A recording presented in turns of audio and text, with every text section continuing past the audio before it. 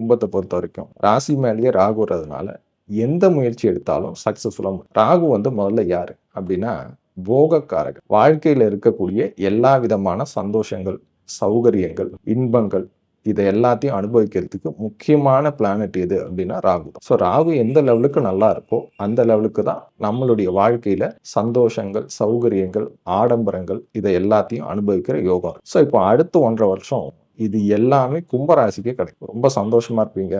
ஆடம்பரமான வாழ்க்கைய வாழறதுக்கு ராகு வழிவகுக்கும். நிறைய பெரிய பெரிய இடத்துக்கெல்லாம் போயிட்டு வருவீங்க.